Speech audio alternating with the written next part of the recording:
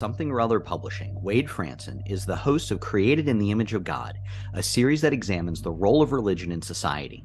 From messianic returns to the emotive responses transmitted throughout our culture, Wade fearlessly addresses reality claims from all directions, objectively exploring their compatibility with Holy Scripture. Joining him are groundbreaking artist and podcaster Jacqueline Clare, whose focus on spiritual realism is summarized by the quote, "When we don't take the high road with our choices and miss the opportunity to develop spiritual qualities, we literally forfeit the purpose of our lives." Spotlight Show. Artificial Morality.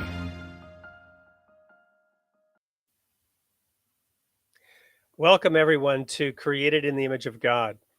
We have our first ever Spotlight Show for you tonight.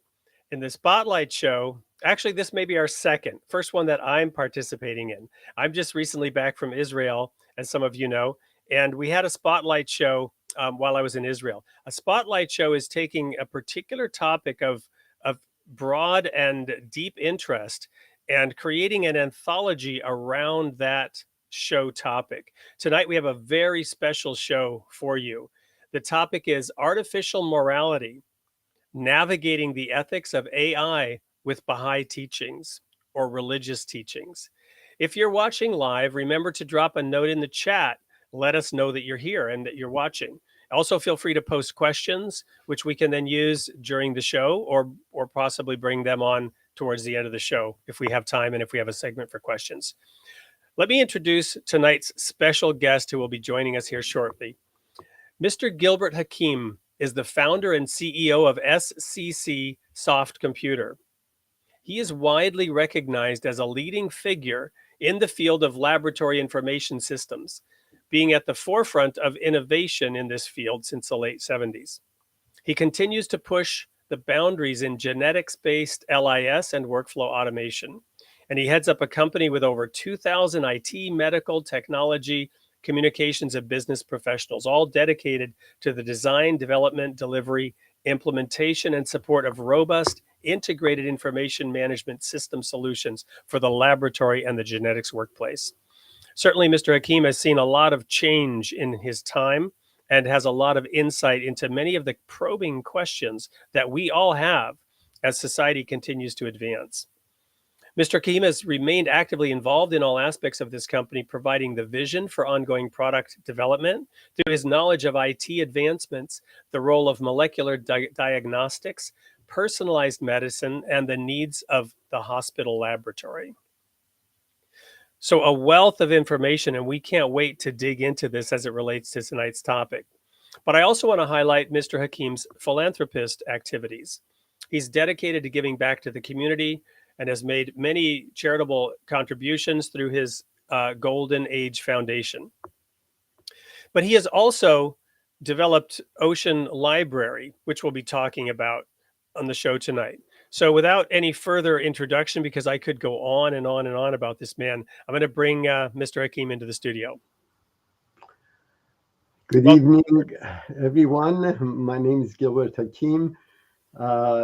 It's a pleasure to be with you tonight, and hopefully I can shed some light on some of the newest technologies that exist, an application of it in healthcare as well as social sciences, and how these tools are being used to better human experience and eliminate problems that we all facing in a daily basis. And I'm looking very much forward to a little bit later having our co-host and producer, Daniel Sanderson, who's up in Canada. He's the founder of PlankSip, and he's a philosopher. So I figured the matchup between you in this groundbreaking technology and having a philosopher interview would be the right approach for tonight's show. But I want to take a couple of moments to introduce you to the audience as a person. So I'm going to ask just a few questions about who and what you are, the experiences that have shaped you as a human being. The first one I'd like to know a little bit more about is just your very early years, where you were born, and what your experiences were, your family life in those first 10 to 12 years, those years that shape us. And as we become adults, we sometimes don't reflect back on how those years have molded and shaped us. But in terms of introducing you to the audience, tell us a little bit about those early formative years. Sure. I was born in Tehran, Iran, and my mother was French. So from mother's side, she was Catholic actually, and my father was Baha'i. And of course, I grew up in that environment, be exposed to many different religions. We had family members that were Muslim, Jewish, Christian, of course, and Baha'is in general. So we get a roundabout knowledge about the sacred text of all religions in general. You grow up speaking French, and should we be calling you Gilbert? Uh, my name is Gilbert, but I haven't spoken French for probably more than 40 years. So I'm not sure if I remember most of it. My undergrad major is in theology, but my minor was in French, and I actually lived briefly in France. I didn't know that about you. So you grew up in this somewhat multicultural environment, which probably, many Americans wouldn't think of Iran in that manner, right? Of having those kinds of influences. So how was it that you came to the United States? When did that happen? Well, I went to National University of Iran in, I think it was 1970 to 1974. And ironically, because we were Baha'is, we were discriminated against.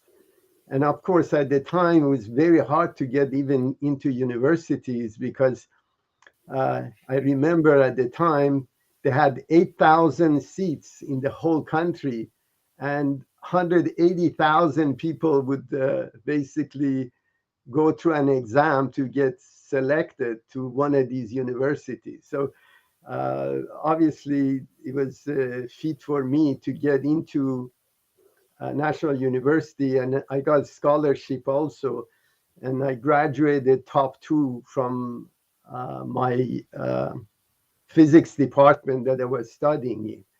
And of course, because of the tight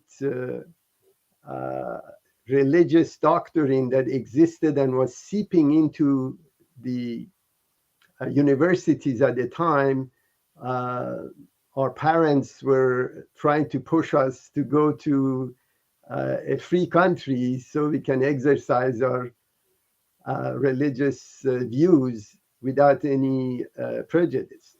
So that's really when it came to United States. And of course, I didn't know any word of English. Wow. So I studied, went to Vermont in one of the English schools and for a summer. And then I got scholarship from State University of New York in Long Island. So they paid for the food because of my grades, lodging, food, and of course, tuition was paid for as well. And then I studied first in applied mathematics. I got a degree, master's degree in applied mathematics. And of course, I was a teaching assistant there. So they were paying me $3.60 an hour. And then I went and got another master's in computer science. And I got it once I graduated. One of my professors asked me to write a basic interpreter for Intel 8008 chip. So I wrote an assembly language application, and he sold, of course, the product for $15,000 to a company called Intel at the time. Wow. In Long Island. So that's how it started generally. So I want to take a quick step back from a history perspective. So did you move to the United States before 1979? I believe it was 79 where they had the revolution in Iran. Yeah. But you said that the influences were creeping into the educational system prior to that. So there must have been a movement going on within the country that supported then this revolution. Maybe you could just spend a minute. I'm just curious personally about, Sure. I've never really thought about what it would have been like in the years leading up to it. We Americans only know about the dramatic event, but not the Of course. cultural background. No, we for the first time during the last year, I finished about 3.5 years my basically undergraduate studies, bachelor degree that I got. The last year, we saw many of these extremist Muslim with actually veils and students that were came to the university, and they were disrupting the classes. We had these. So just to make sure that the study of people gets disrupted. So they were showing their force that they're present, and they're against education or any sort of non-Muslim activities generally, which was very strange at the time, because you come to university to study, not to riot. So Right. it was very strange. And so this political environment was getting developed. And the first thing I did when I came to Kennedy Airport was just kiss the ground that when I left that chaos there, which was Wow. completely artificial. And Well, people don't know how good they have it here. Thank you. Amen. I couldn't agree more. So I'm reminded when you bring up Intel, right, of Andy Grove, who of course was Hungarian and fled, in World War II. He, as a child, escaped from Nazi persecution, and he has a famous quote, which you're probably familiar with, Andy Grove: "Only the paranoid survive." Right. So does that resonate with you, given your experience coming from Iran in those circumstances, or what's your sort of basic philosophy that's leading you forward in your life and to the successes that you've experienced? Well, generally, the process of education was very important to me and my family, and that was a ticket basically to leave the chaos that was about to unfold in Iran.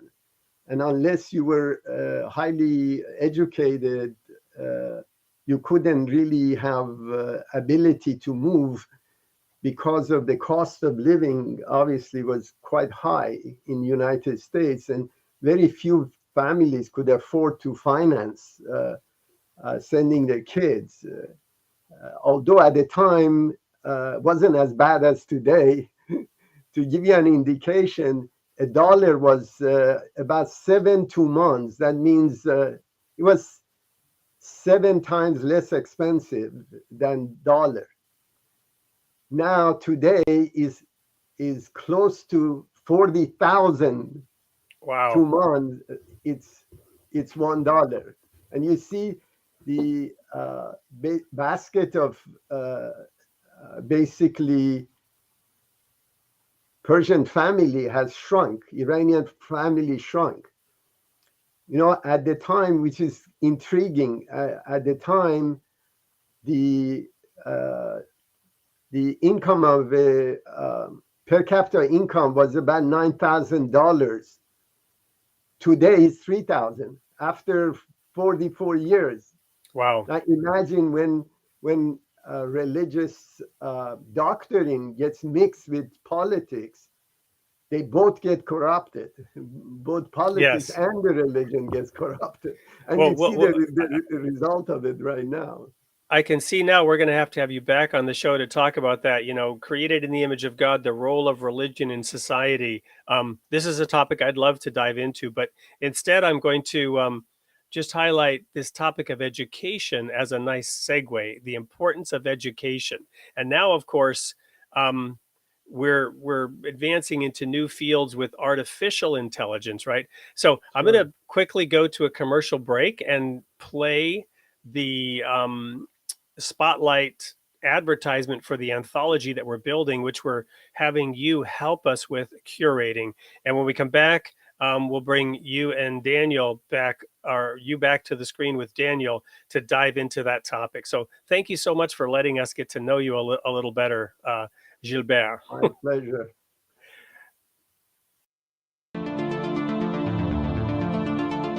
Artificial morality. The future of AI is rapidly changing, and with it, the future of humanity. How will we approach this transformative technology? Will we make ethical decisions that shape a bright future for all? Or will we be swayed by greed and self-interest? The world's great spiritual teachings offer a path forward, a way to use the tools we create for the betterment of humanity. They remind us that we are all created in the image of God and that our technological advancements must reflect this spiritual reality. In Artificial Morality, Navigating the Ethics of AI with Spiritual Teachings, we present a vision of hope where technology serves humanity and not the other way around. Join us as we explore this critical topic through stories of inspiration and hope. To submit your own tale of navigating the ethics of AI and become a part of this groundbreaking anthology, simply email us at info@supellc.com. Welcome. Excellent. It's a pleasure to have you here tonight, Gilbert. My pleasure. It's nice to see you again. I know we spoke a couple weeks ago, and Pleasure is mine. yeah, it was nice to get to know you, and we spent probably an hour and a half or 2 hours talking about artificial intelligence. So why don't we just dive right in? And Gilbert, let me ask you very direct question. Morality, is it possible to have artificial intelligence help us with morality? Of course, remember, a person, our minds are subjective. We're not an objective machine. So we get influenced by the information that we have and experiences that we have. And of course, narration of the information that reaches us, and we react to it. So we don't, our brains are not designed like a machine. So we can get easily influenced based on information that we receive. So the question really goes back of, can we use a methodology of artificial intelligence to prove actually the moral or ethical, basically, laws are right or wrong? Now, something may be good, but may be unethical. And we may not know unless we explore it and apply it. And unfortunately, by that time, it's too late. So artificial intelligence and machine learning language gives us a tool to gain from the experience of the past with volumes of information that humans cannot process individually. So through that process, we can extract a formula that, by plugging in different variables, it can tell us whether an axiom, a law, or ethics, whether it's right or wrong. So for example, let's say equality of gender, right? This is a law, is a common practice. The question is that what happens, how can we know whether it's right or wrong?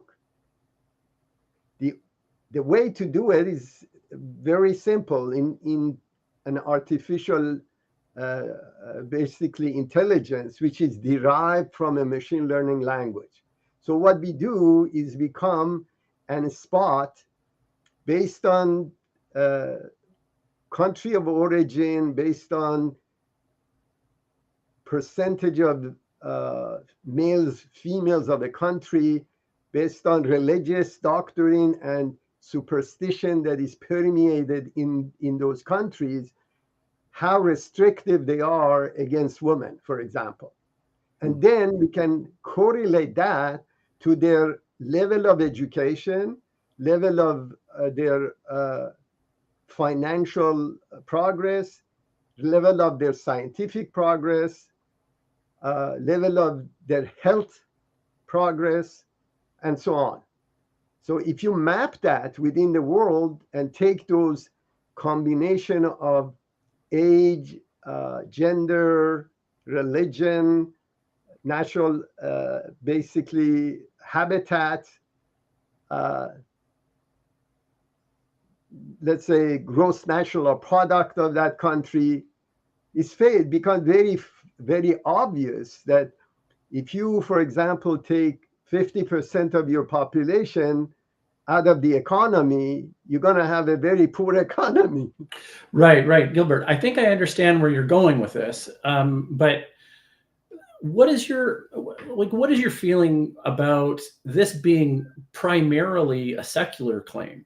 I mean, it from my vantage point, and it's just an initial reaction, but the secular community seems to take ownership to that potential upside, right? And it seems to me pulling some of the ownership or the equity that religious institutions have had in the past, based off of the collection of data, interpreting large swaths of socioeconomic data, right? This seems to be something that is being pushed or advocated for, almost maybe not directly, but indirectly against religion.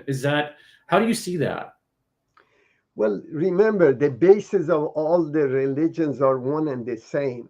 I mean, no religion advocates unethical behavior of any kind.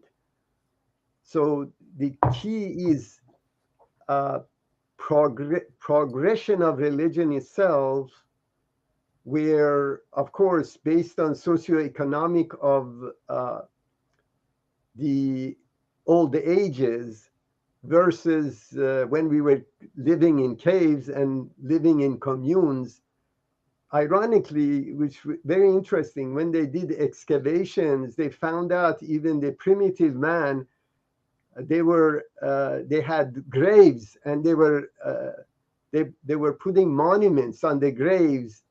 So they had this notion of a creator was even from beginning, although it may have been not a monotheistic religion at the time, but this concept of a superior creator was even with us from beginning of a civilization in general.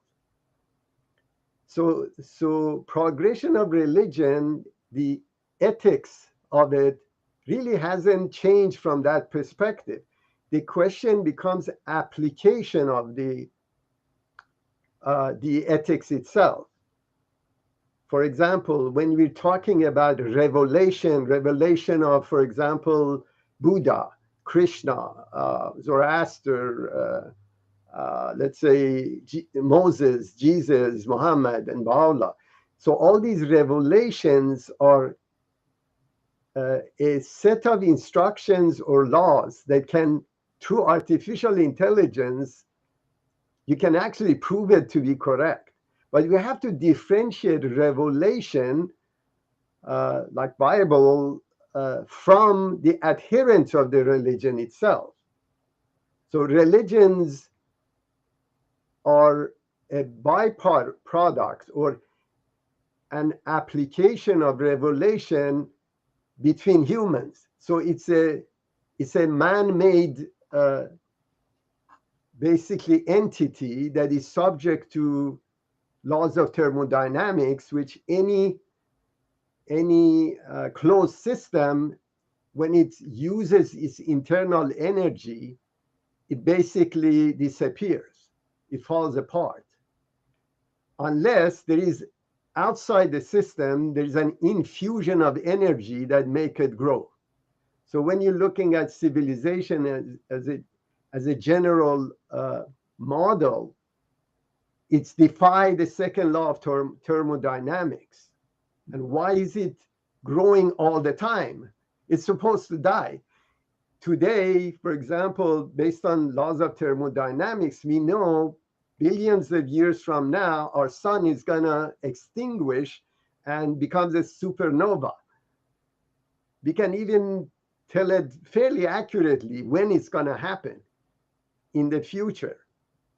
That means any element in the whole universe follows these laws. How come civilization is defying it? And the reason is this infusion of the ethics or moral standard that comes through revelation to humanity. And it causes jump in civilization.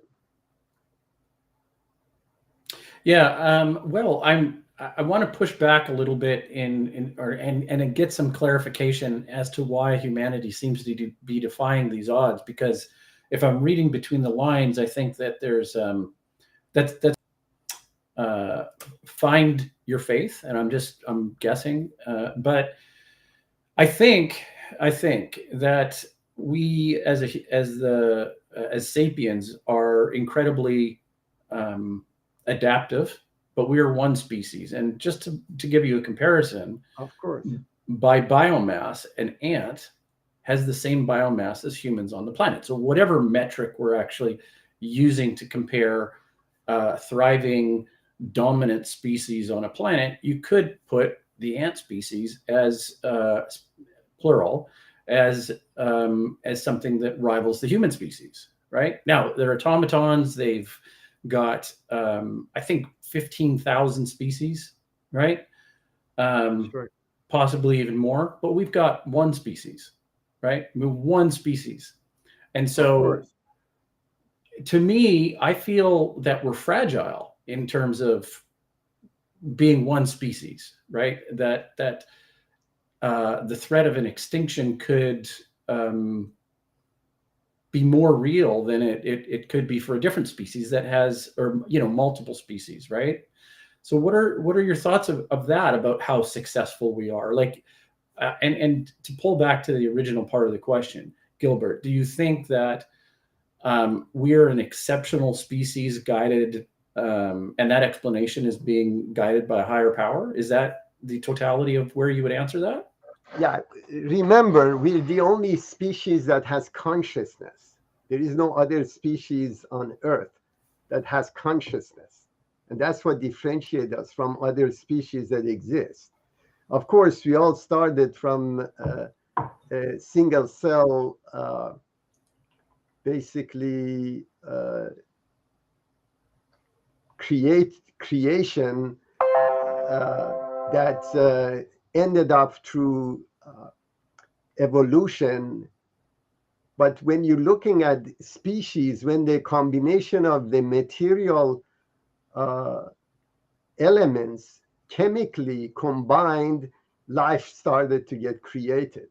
So the question really is that from perspective of the human species, let's look at, for example, from mid-1800. If you look at the progress of civilization, going back to that subject, 92% of the population of the Earth, you're talking about maybe 150, couple of hundred years, 150, 170 years ago, 92% of the population couldn't read or write. Now you have a completely different environment. The chance of a basically newborn to reach 5 years old was only 30%. Yeah. So when you're looking the advancement in sciences and basically healthcare, food production, industrialization, all these events occurred. Well, why didn't it occur 300 years ago? 500 years ago. So you see these cycles that are occurring, the same thing that happened during the basically when Muhammad brought in the Islam, and the main reason actually Islam spread throughout the world was because spiritually he enforced breaking down the caste system that existed in the world at the time. That's why people are under this impression that most of the Islam was spread through sword, which wasn't the case actually. There were about 8,000 nomads with swords, and they brought down over 100,000 basically soldiers of the Persian Empire. How could this happen? And the reason was that whenever they were attacking a particular city or province, people themselves wanted to get rid of their own ecclesiastical system that created that caste system to free them from that process. Even, for example, when you're looking at Jerusalem, the Jews were inviting Muslims because of the pressure that they were in, and they were looking at Muslims or as a liberator of the Palestine at the time, because they were under the influence of Rome, Roman Empire from that perspective.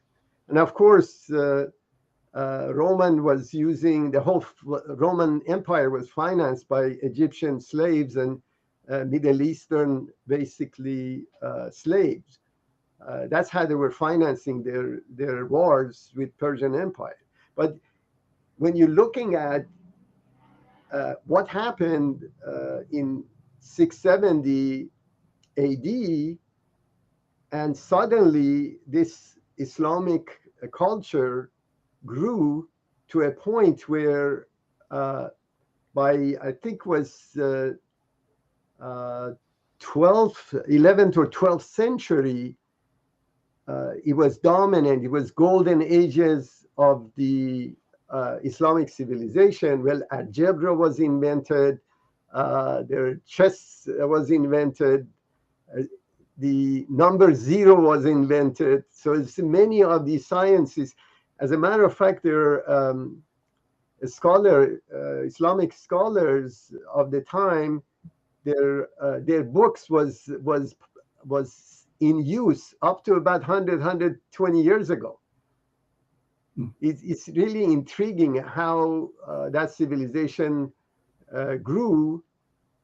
And of course, during that period, Europe was in dark ages. Of course, it wasn't because sun wasn't out. It's because ecclesiastical structure of Christianity hijacked the political system and kept people in dark. Well, let's pause there for a minute, because you're covering a lot of territory that we could spend. Yeah, we could spend many hours going down. Sure. So let's focus a little bit on morality and where it's derived. Because on one hand, I can say that morality is derived from the consciousness, which is that God-given gift that you refer to. That makes us unique. It is the light. It is the ghost in the machine. It is what makes me me and you.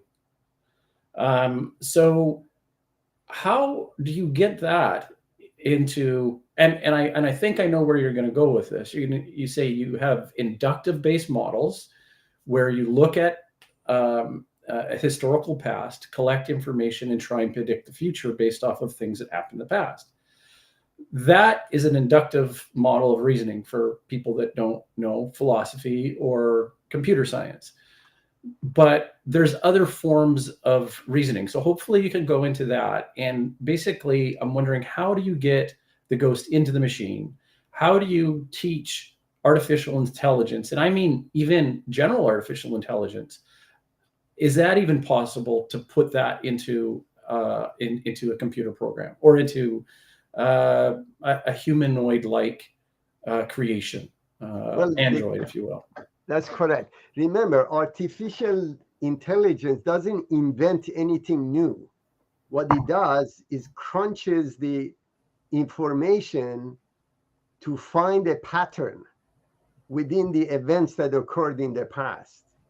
So, for example, let's say a patient shows up in the emergency room, and normally what they do is they do a urine test, and they basically take, for microbiology, they take a sample of the blood and put it into a dish and send it to the lab to be processed. Of course, it takes almost probably between 3 to 8 hours to get the result back. Now, they found that if they can detect the sepsis the first half an hour of patient in the emergency room and sending them to the ICU, the survival rate would be 80%. If it goes beyond 30 minutes and you take the patient after, let's say, 1 hour, the survivability drops to actually 20%. So the artificial intelligence comes into play by creating a formula that can use the result of the urine test itself, of chemical components of the urine test, based on formula and factor, and looking at tens of thousands of the patients that had similar chemical combination that had actually sepsis, then they can tell by doing a test through artificial intelligence and this machine learning language that took all the information about these maybe 100,000 patients with different chemical combination to tell whether this patient is going to survive, and they have to ship him to the ICU immediately versus him lingering around waiting for the microbiology department to give a result after, let's say, 8 hours.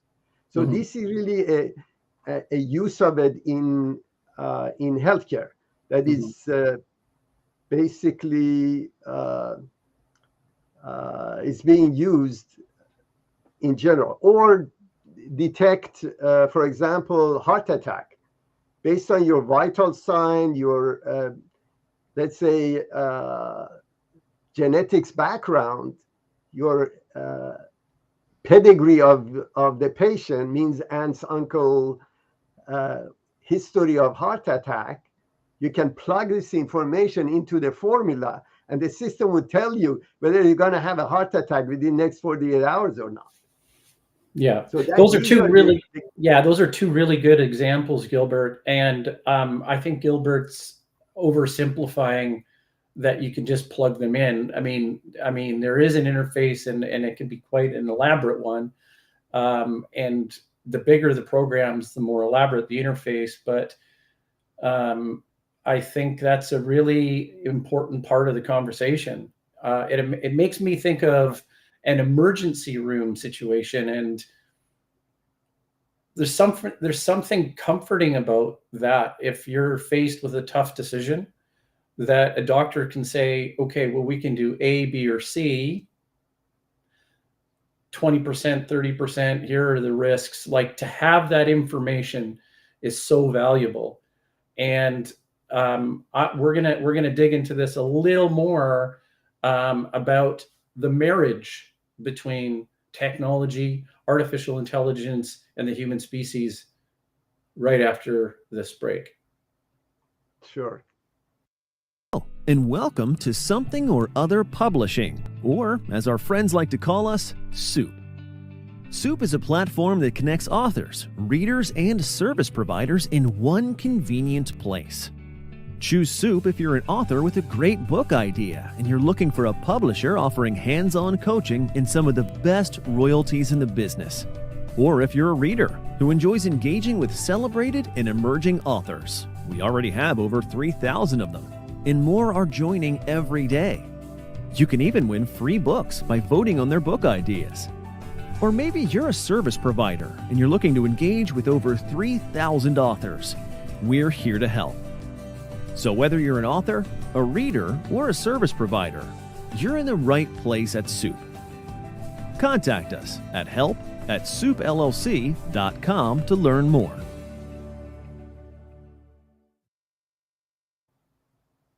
Okay, welcome back. I'm with Gilbert Hakim, and before we went to commercial break, we were talking about the healthcare system, and I confessed something to the audience that I'd feel comfortable, or I feel comfortable with information and being given the ability to make a decision in a tough situation like an emergency room visit. Gilbert, what are your thoughts? Is this how you envision artificial intelligence working well with humans? Yeah, this is one of the reasons to use artificial intelligence. Remember, our resources are limited. So you have to be highly accurate.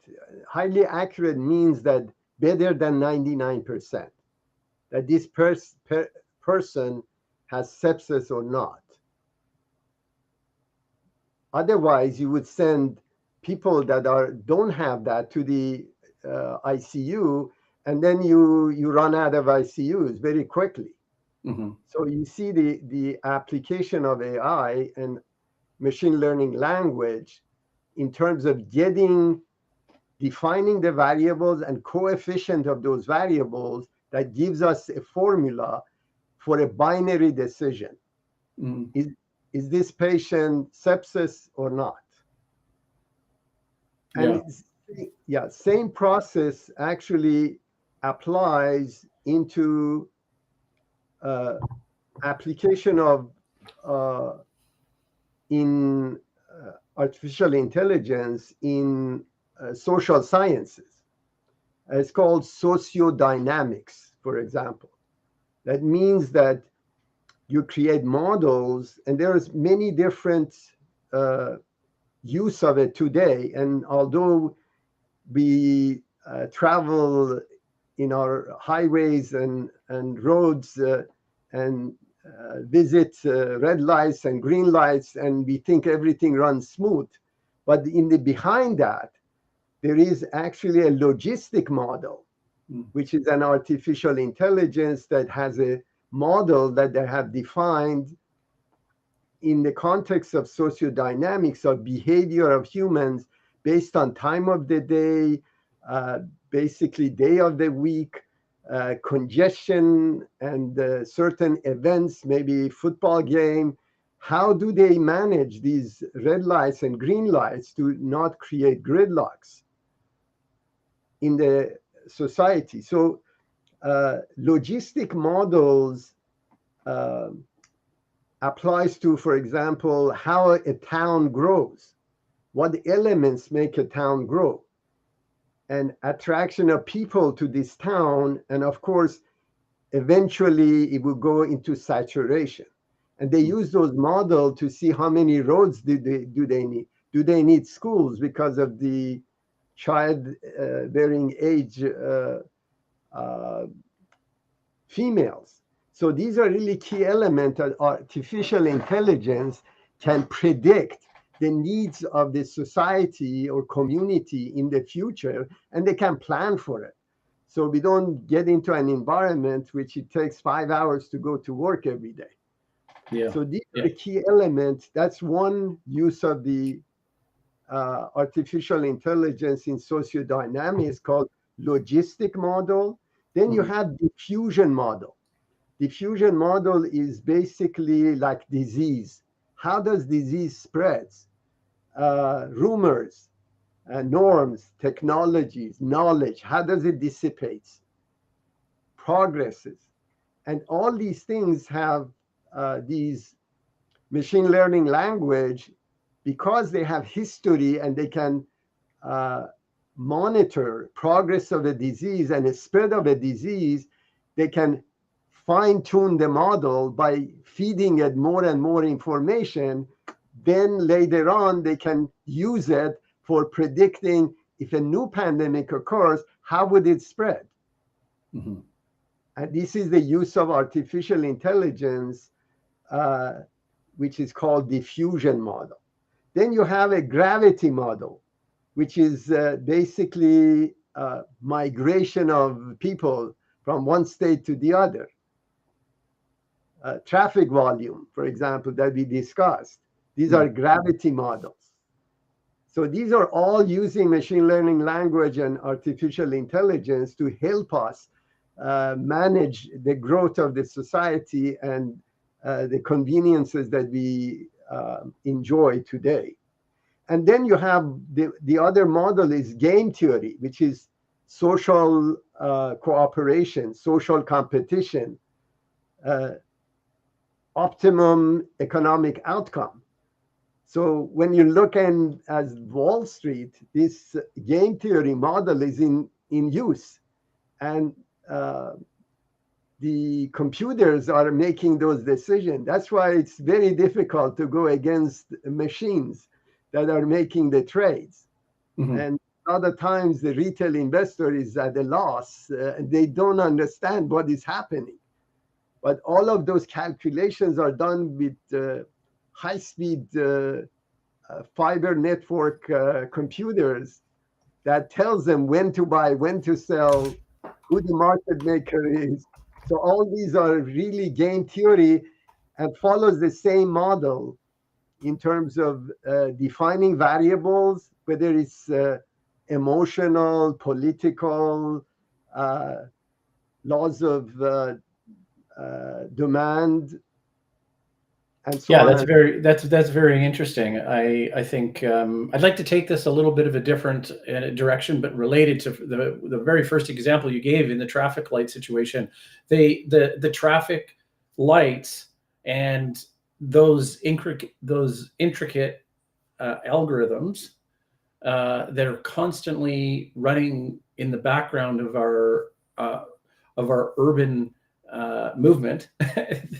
This is quite fascinating. I think if people stop and consider what actually has to happen in some of these complex spaghetti junctions or busy intersections, it's quite fascinating. I wanted to bring Elon Musk into the equation, sure. and probably not in the way we initially had talked, but sure. Elon, I want to talk about the autonomous cars for a minute. And sure. This came up. Just 1 second. I just want to add something very important. Mm-hmm. By invention of GPS, basically, and your cell phone in your car, the model doesn't have to be static, that you're predicting an event in a particular time of the day. Mm. The information can be completely online. That means the volume of cars that are coming in can be fed into the computer, and the decisions are made in microseconds of how to turn the lights on or off. So it doesn't have to be a static formula. It can be a dynamically running algorithm that is completely adjusting itself as it goes on. Right. Okay. So what? Go ahead. No, but I think what Gilbert was trying to do is make a very important distinction. When I had said algorithm, it's so much more complex than a simple A, B, C, D. It's correct. It's more like a Markov chain or something that's feeding in on itself and changing through time in multiple different ways. So yeah, my apologies and thank you, Gilbert, for catching that. So the ethical question that I want to bring up is that there appears to be a double standard with deaths in an automobile. Now, we're not in the age where we have autonomous cars Elon Musk's plan hasn't materialized as fast as he envisioned, but he basically was hopeful that we would be, well, I guess the vision that he painted, that we would all be behind cars that drove themselves, right? And so we wouldn't have to actually command a vehicle to go to work, go to school, drop kids off, or go on road trips or this kind of thing. So there appears to be a bit of a double standard, right? So if heaven forbid I got into an accident and my kids were hurt or something like that, that would be absolutely horrific. But imagine, how do you assign blame to a probability or to a program? And it's not so much, it's like, I mean it from a cathartic sort of standpoint of blame. Like I can absorb and put that weight on my shoulders, but Sure. How do you reconcile that was the machine? Like it's really, to me, it feels really, feels like a huge mountain for people to climb. If they're behind and they have control, even if the probabilities of survival are less under human control, it feels like that's something that people will be hesitant to give up. What are your thoughts about that? Well, we need to define it first, what it is. First of all, the angle of view that you have is at best about 90 degrees, that you can see on your front of it, that events that are occurring within 90 degrees of your eyesight. When you're driving the car, right? Correct. Yeah, okay. That's the case. Now imagine a Tesla car or other cars, they have probably close to 8 to 10 eyes, not two, they have 10 eyes in 360 degrees. So they can detect elements of danger way before the human being can. So from a mathematical point of view, whether it's noise of a braking car behind you, which you can't hear, but the computer does hear it, and actually accelerate your car when it hears somebody braking in the back, because they may cause an accident and you shouldn't be there. So variable of decision making is 100 times faster and more elements the computer can cover than humans do. Now, there are many different methods of detecting a human or avoiding an accident. But imagine that it's 2 o'clock in the morning and you had a very heavy dinner and you had a couple of glasses. Your response times cannot match a car that always behaves the same way. Now, obviously, there may be glitches within the application, which is very rare, or a malfunction of the mechanical parts that can cause an accident. But the ratio of the accidents that can occur because of the failure of the application or mechanical failure is basically 10 times less than a human being behind the wheel. So the moral standard is irrefutable that an autonomous car is safer than humans are. Yeah, no, I get that, but I just feel that I can anticipate a pushback because individuals will be experiencing that, and they will reconcile that with, if I was in that situation, I could have done something differently. But remember, you see, you're talking about an adult in middle ages that is behind the car and has all his attentions. But we have 16-year-old that doing texting and driving at the same time, Yeah. and you're going to be subject to it regardless, whether you're smart or not smart, or you're old or we have problems with aged people in Florida that they get into accident. And by the way, your insurance reflects that as well. But the whole issue is that you can avoid all these problems. And ironically, in I think mid 1900s, the science of thermodynamics, the statistical prediction of quantum mechanics seeped into basically sociodynamics. So quantum mechanics is based on behavior of the molecular level or atomic level of the basically any material. And everything is a statistics. And what it promotes is very intriguing. You may open the door from your house, step outside, there is a minute chance you end up in Paris. Well, you see, that's what it is. So everything is a statistical event that can occur.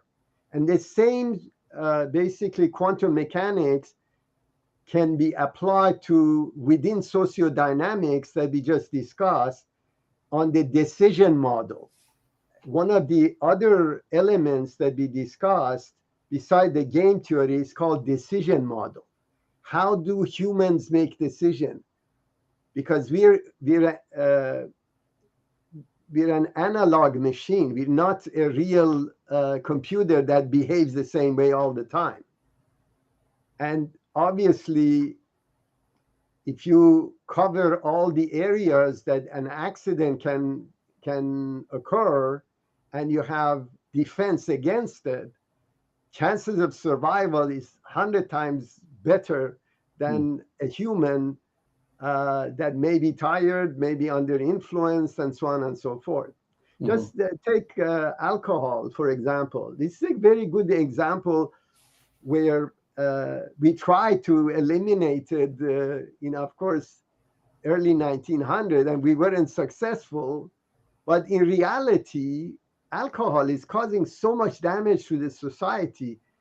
So it's really morally wrong. Although you can say, this body belongs to me and I'm in charge of it and I can do anything I want with it as long as I don't harm other people. But guess what? If you drink and sit behind a car, you're going to cause 40,000 deaths that is occurring in the United States every year. That's 4 times Vietnam War occurring every year in the United States, and nobody says anything because to our psyche, it's impossible to solve this problem. So we don't think about it, but it's morally wrong because it's causing harm to the society. So your body, although it's yours, but is a unit of labor of the society that has to provide services to move civilization. So it's not just only yours. And this is really the concept which is really different when you're dealing with a secular society and you take ethics out of it. This is what you get. Very interesting. Very interesting. We have we do have time for a break, and I'm wondering if one of our most dedicated fans might be able to join us and bring up the conversation and bring the show back to a religious and put some religious depth back into the show. This fan is named Wade. So we'll see if he pops back in. Guys, watch for it. We got a commercial break coming up right now. And who knows what you see when you come back. Okay, hold on.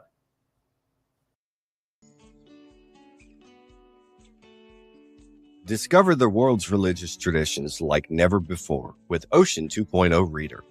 Our custom ebook reader is designed for exploration and study, with an immersive audio-integrated reading experience and powerful research tools. Available on all platforms including web, Windows, Mac OS, Linux, Android, and iOS. Experience the benefits of immersive reading by combining ear and eye and improved comprehension and vocabulary acquisition, and with our interfaith library featuring books from Hinduism, Zoroastrianism, Judaism, Jainism, Confucianism, Buddhism, Taoism, Christianity, Islam, and Baha'i. You'll have access to a wealth of knowledge. Try Ocean 2.0 Reader today and elevate your reading experience. Blessed are they which do hunger and thirst after righteousness, for they shall be filled.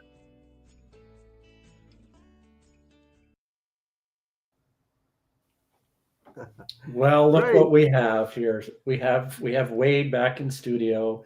Wade, I'm glad you could join us. How have you been Thanks for enjoying? inviting me back in. I was actually really just listening. This was an amazing conversation. And it was really nice to not have to be participating and just to listen and reflect on this. I have been noticing some of the questions in the comments. A couple of them popped up on screen.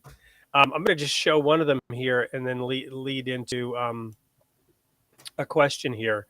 So this is actually somebody that I've met in the last week. I'm going to see if I can get his name. Micaiah, I believe is how he pronounces it. And he is the founder of interfaithlibrary.com.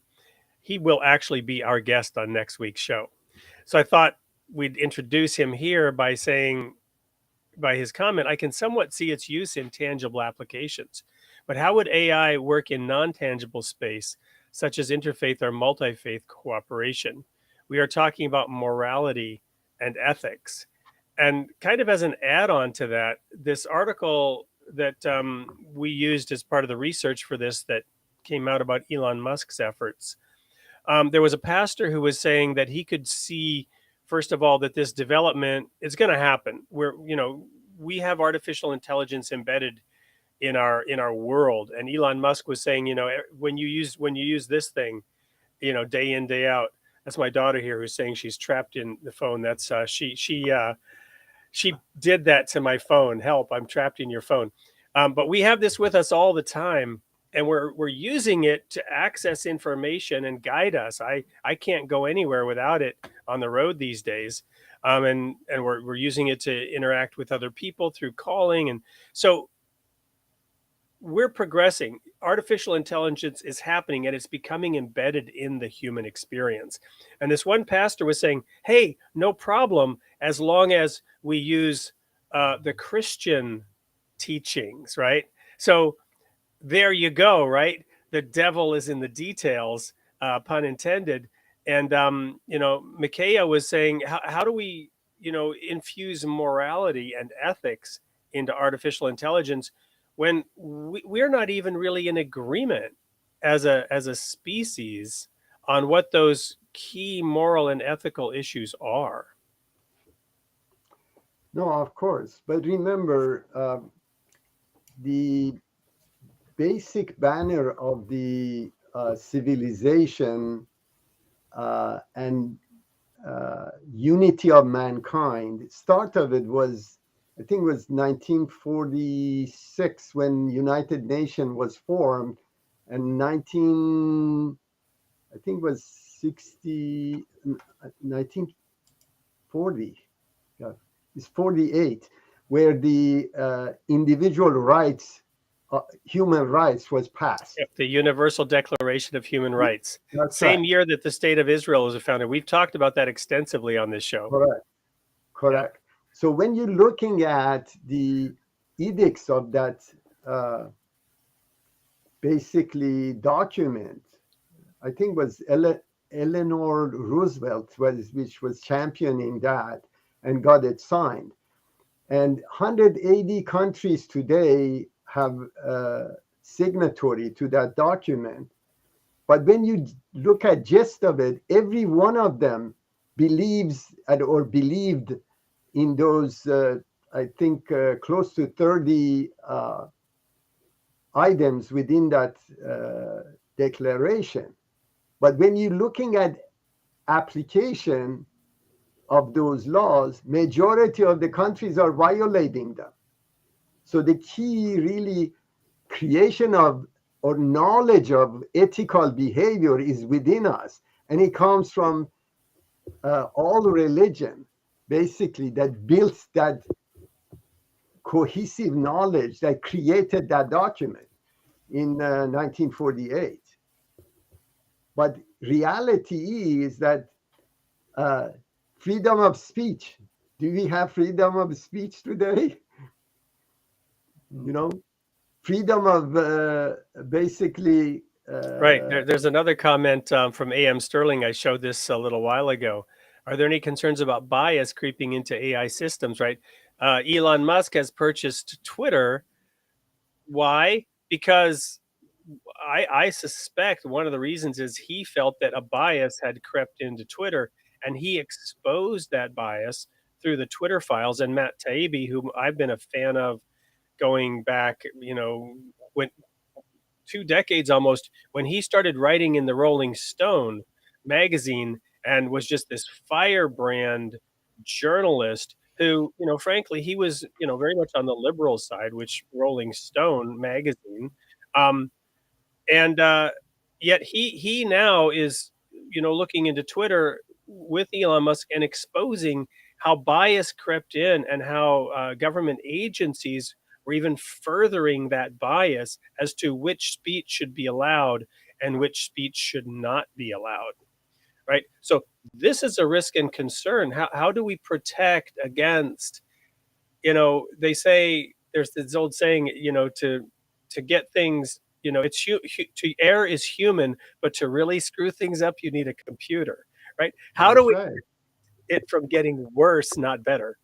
Yeah, remember this social media, because it's not regulated, their main goal, ironically, now we see polarization in the American society, but this is really byproduct of the social media itself, because it's neither left or right. It's actually amoral, although when we're looking at it from a left, we say, it's leaning toward left. Or when you're from right, we're seeing that there are too many people agreeing with us on the right.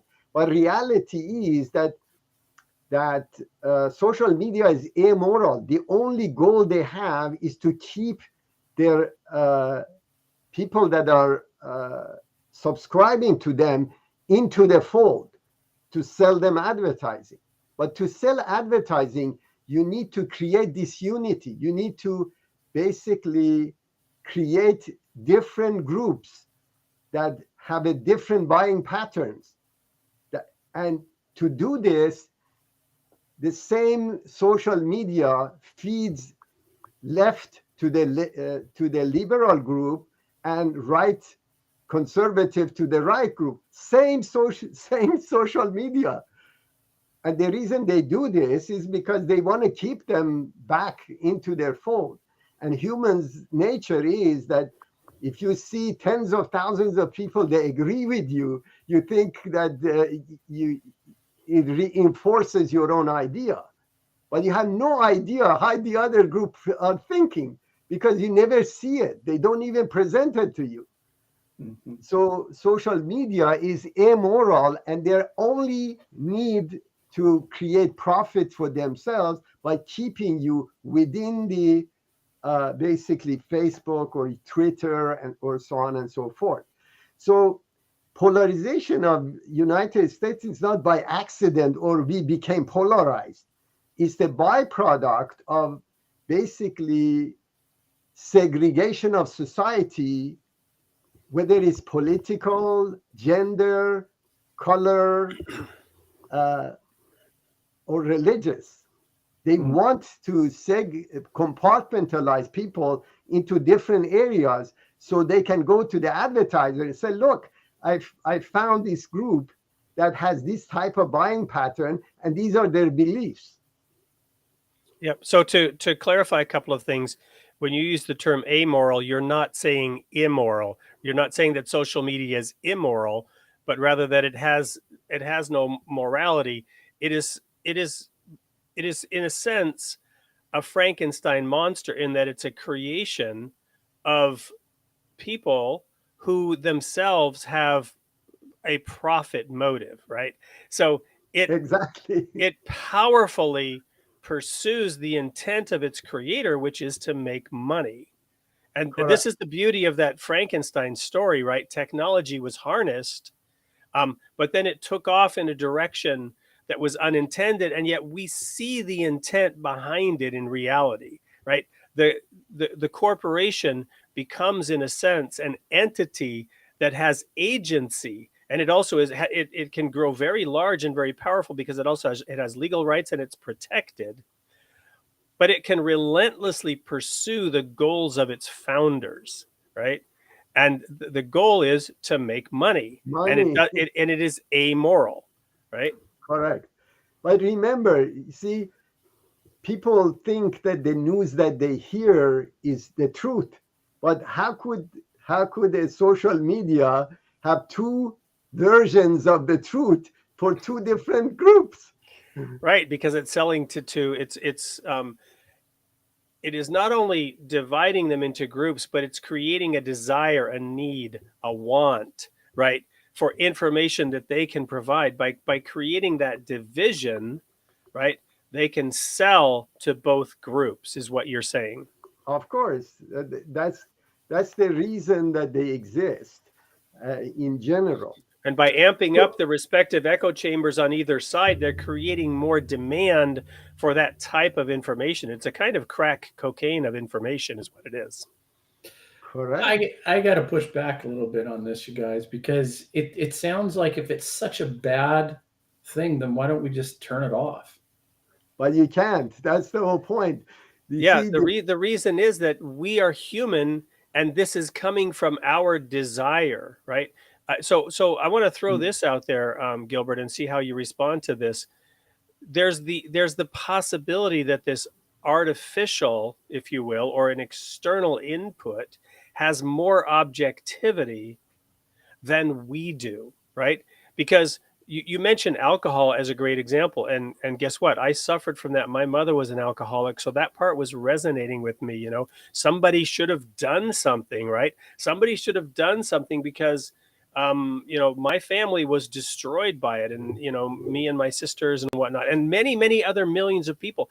But nobody's going to do something because it's what the people want. The people want it, and so therefore it's allowed. And others exploit their weaknesses and their desires for profit or power. Of course. See, the reality is that when the social networks are unregulated, if you look at the population of Facebook, there are 2 billion people on Facebook. Now, if you look at the best newspaper, you're looking at daily use of maybe 100,000, 200,000. That's it. Right, but the real issue that we're seeing now in society globally is that the regulators are no better and sometimes worse than those that they're trying to regulate. Isn't that the essential problem that we have? Well, this is the point of the Twitter files, for example, is that yes, it was being regulated, and as it became regulated, it was turned into something even worse than it was before. I don't believe they're not under the same regulation as newspaper or cable news. They're not. They're immune from it. So they can say anything they want to anybody they want. And you cannot sue them. So they can create realities. By the way, they have another reinforcement called bots. These are actually non-human registered basically users that through computer they generate opinions and then they resonate with people, and people think, look, there are 100,000 people think like me, but maybe 90% of them are actually computers that are feeding you information to reinforce that you're a good person, your ideas are great. It's bot, right? B-O-T is what you were referring to? Right. Yeah. It's instead of robots, they call it bots. Yeah. Right. It's the application of artificial intelligence. Of course. That's they're in the rub with this whole topic, right? Because that so and who controls the artificial intelligence, and how do we ensure, right, that it gets applied properly? So I don't know that we're going to resolve this tonight. It sounds like we're going to have you back and maybe start from this point and dive into maybe some practical applications. I know that you have created Ocean 2.0. We showed an ad for that a little while ago. Maybe that would be a good place to sort of wrap up for today. What is your vision for Ocean 2.0, and how can that be? Is it a stepping stone to what you're referring to, or is it something separate and independent that you've created? Of course, the key really is the truth and moral standard comes from revelation, not from religion, but revelation, which is Bible, Quran, Aqdas from Baha'is. You have Amen. We're unapologetic about that on this show. Right. We talk about the two books of Revelation, right? We have the revealed word, and then we have, frankly, the greater revelation, which is the creation itself. And it's been my position that science is only beginning. It's at the infancy of being able to read that second great book of Revelation, the creation itself. It's almost as though we're just now learning the alphabet. And people think science is so advanced and they trust the science, but we're just beginning to scratch the surface of what the potential that science has to understand, as Einstein said, the thoughts of God. Basically, about 20 years ago, with Chad Jones, which is one of my friends and colleagues that worked with us, we actually did an experiment that was very successful. So we took 4 books and we took kids from 11 to 17 and put them in a bunch of condos and forced them to read and listen for 10 hours a day. As a parent, I'm going to be sending you my kids. Thank you. But please continue. They were sleeping in the condos. We were feeding them breakfast, lunch, and dinner. They were not allowed to call their parents. So the only way they could communicate was through social media with their parents and their experiences. And the rate of absorption of the information that was in these 4 books was 10 times higher than just a person reading it themselves. So what we figured out is that we automate this. You have billions of people in the world. How could you have them this experience when you actually see the letters and you register 10 times better and retain it 10 times better? So that's really where, of course, as you know, one of our edicts of the Baha'i religion is move toward common language around the world. So we said that obviously English is the primary language currently spoken all around the world. By the way, soon we have more English speaking people in Asia than we would have in the Western society. So this is spreading quite rapidly. So what we did is that for third world countries, we developed this application where we took analog voice of a human being, a storyteller. So people that listen to it, they don't get tired and they want to learn more. And of course, showing the letters of the book, and you can stop it, you can press on it, you can have a dictionary opening up telling you what the meaning of that word is. So how about teaching English through Bible to people? And that's really what all Islamic book or Baha'i books or so this was the whole idea. Now I have to tell you a story in support of it. I mentioned at the beginning of the show my undergrad degree, major in theology, minor in French. I purchased the Bible in French.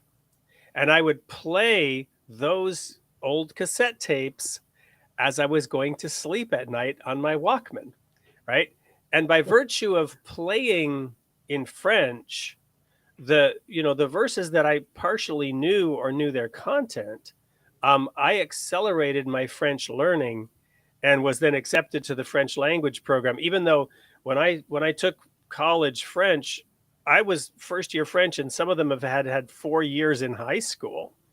But I quickly accelerated beyond some of them. There may have also been some natural talent. But so I'm just resonating with what you're saying, an enhanced reading experience as to how that can dramatically accelerate the learning capability of the students in the program. No, this is really critical in terms of seeing the actually word itself and being able to see the meaning of it without going sideways, opening up a dictionary. So you can actually see what it is and you can hear it. But the difficult portion was it took us almost 7 years to really take the analog voice of a human being and then match it to the words itself.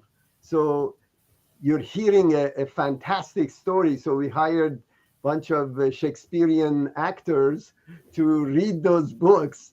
And, it gets you excited into the story itself. So similarly, someone wants to learn Arabic, they can go and read Quran. And so these are revelations of God that unfolded throughout history of mankind, or Buddhism or Jainism and so on and so forth. So this was really the key to having multiple languages. We have, even in Portuguese, we have some, you can read basically sacred books in Portuguese for that matter. So these are really key elements which help propagate both English and other languages through the revelation of God. Wonderful. Well, Gilbert, it's been just an absolute pleasure having you on the show. So grateful that you came and shared some of the things you're working on, some of the ideas that you have. Love to have you back in the future to learn more about that. And of course, we thank you for your support of this show. We will continue to, showcase the anthology idea that we're hoping to build, as well as the Ocean 2.0. We'll look forward to keeping tabs on the development of and the rollout of that as that goes along. Anything that you'd like to conclude with tonight? I'll just mention again, next week's guest will be Micaiah, who is the founder of Interfaith Library, and we'll look forward to having him on. But what parting words of wisdom or, remaining comments that you're thinking of as I'm doing my little ending monologue here would you like to leave our audience with tonight? Sure. First, I just want to mention the Ocean 2 interfaith reader is free of charge. You can download it from the App Store.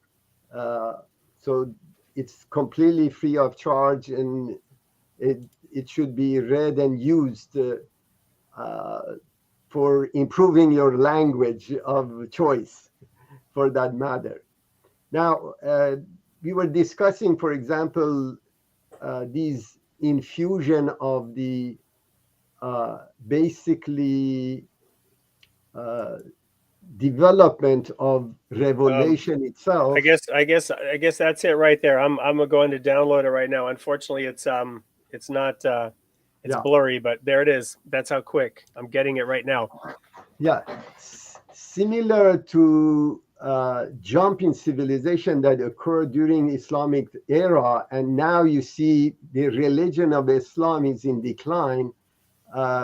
Generally, the revelation of Baha'u'llah that came in mid-1800 infused that energy into the world, dissipated the moral and ethical standard that now shows up in Declaration of Human Rights in United Nations. And of course, the Baha'i religion was the first NGO of United Nations that helped draft that document.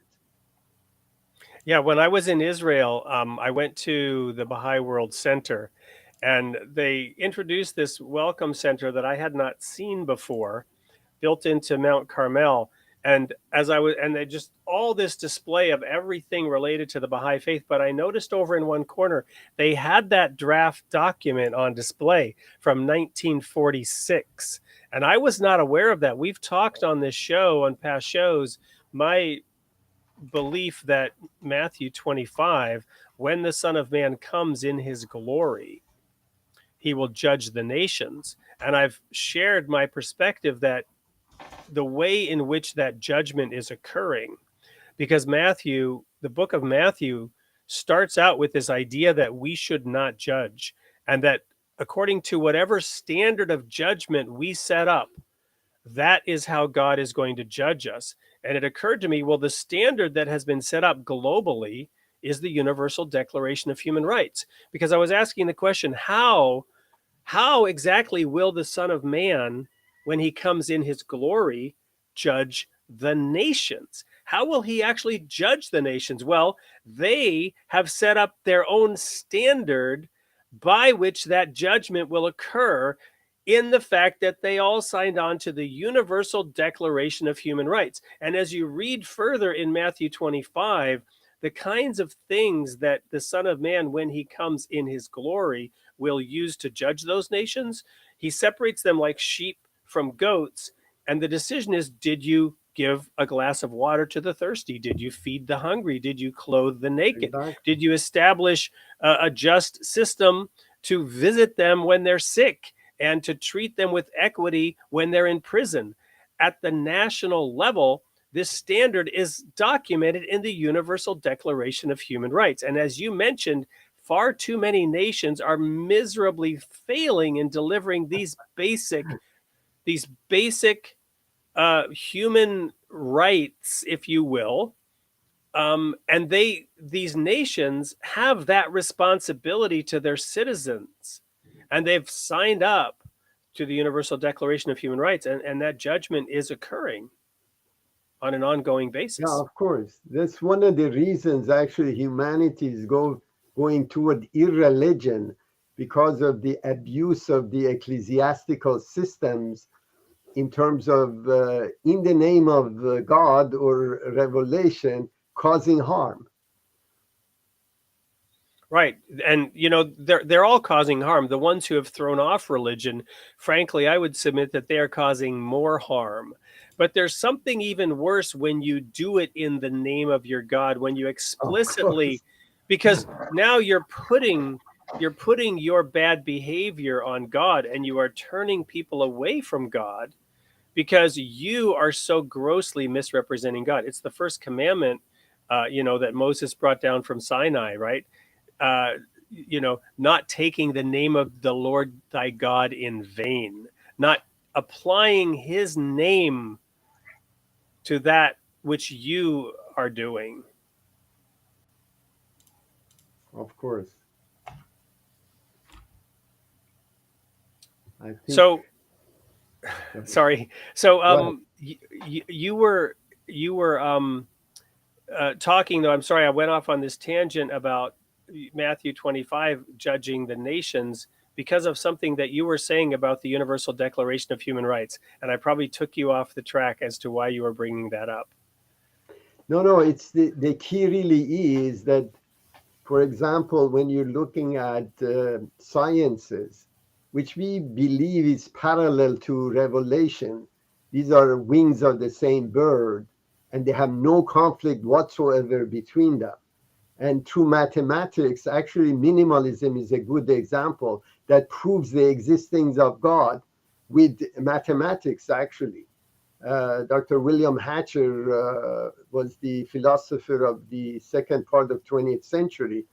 Through minimalism proved existence of God, which is basically a unique God, which the creator of all the heavens and whatever material there is.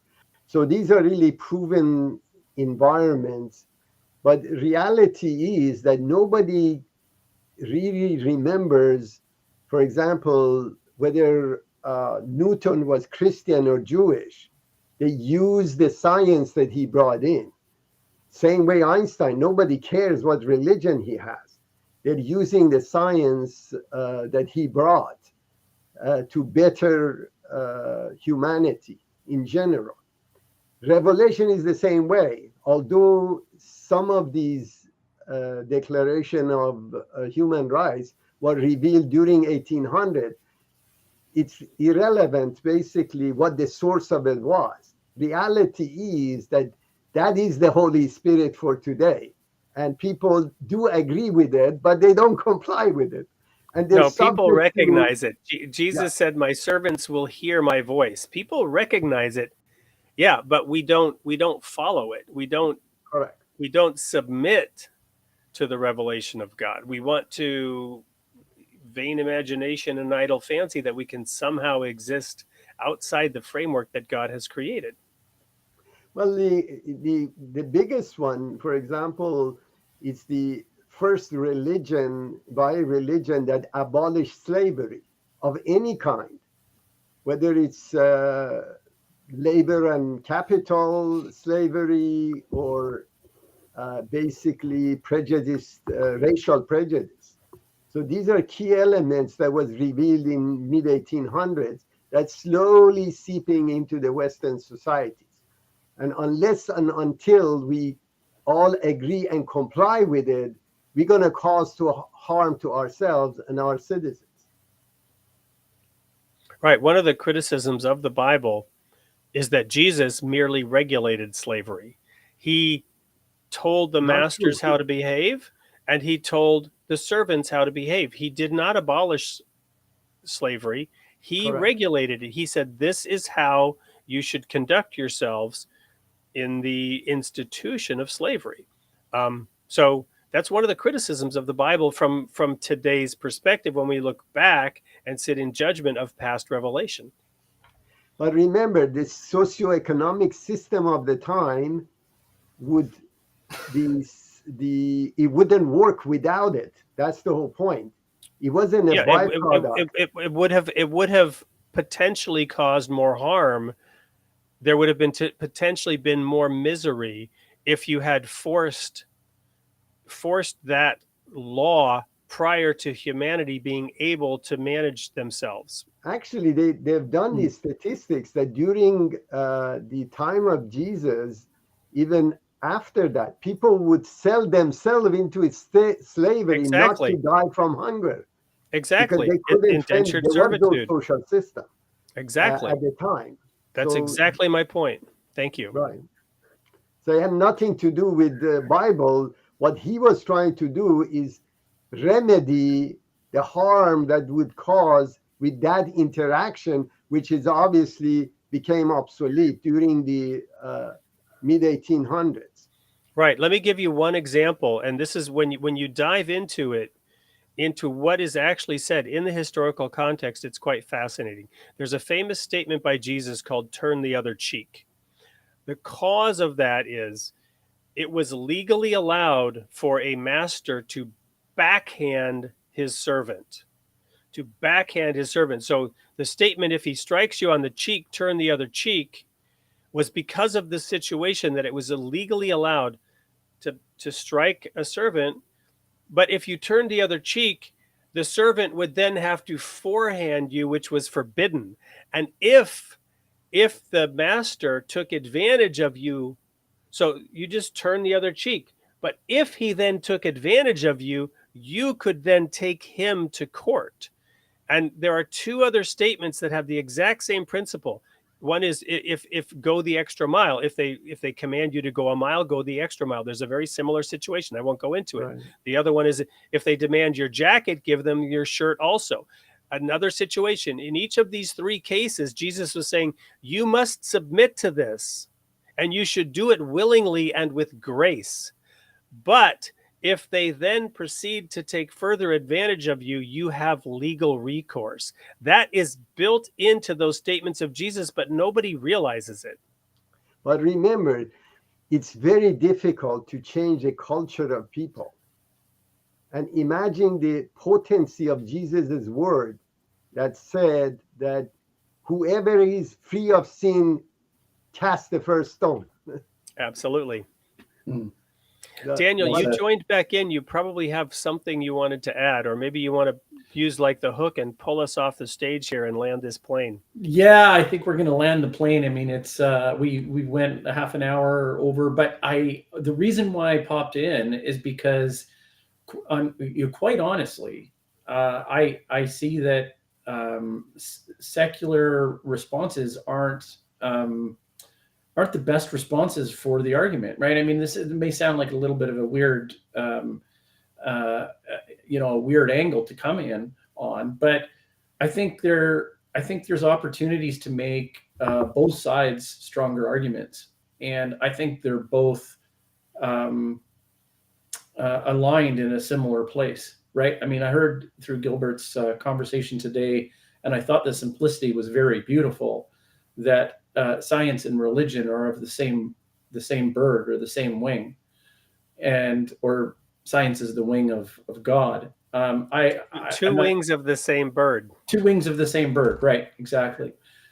And I thought that was really beautiful because I do see that when the ideas converge, then you do have a beauty there. And I don't think there is a division. I think there's a unity there. And where there isn't, there's a failure with one or the other, and both of them are fallible. And even by the admission of every religion, it's fallible. It knows it's fallible, at least on the ground, right? I mean, so anyways, guys, I want to thank you guys both for spending so much time with us, and we'll be back again next week. And thanks again, Gilbert. Thank you, Wade. Thank you. Thank you, Dan. Take care.